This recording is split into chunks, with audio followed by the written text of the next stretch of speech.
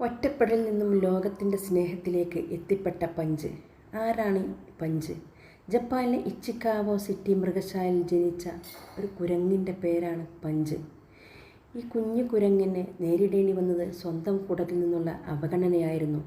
അമ്മയും മറ്റു കുരങ്ങുകളും പഞ്ചിനെ അകറ്റി നിർത്തിയപ്പോൾ ഭയന്നോടുന്ന ആ കുഞ്ഞു ജീവിയുടെ ദൃശ്യങ്ങൾ ലോകമെമ്പാടുള്ള മൃഗസ്നേഹികളുടെ കണ്ണു നിറയിച്ചു.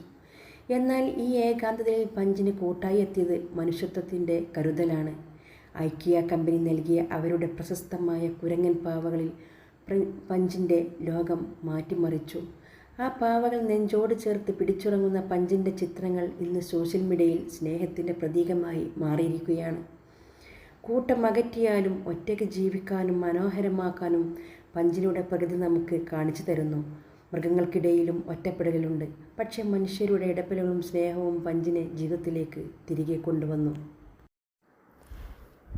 മക്കാക്ക് വർഗത്തിൽപ്പെട്ട പഞ്ച് എന്ന ഈ കുഞ്ഞു കുട്ടിക്കുരങ്ങൻ ഇന്ന് സോഷ്യൽ മീഡിയയിൽ വൈറലാണ്.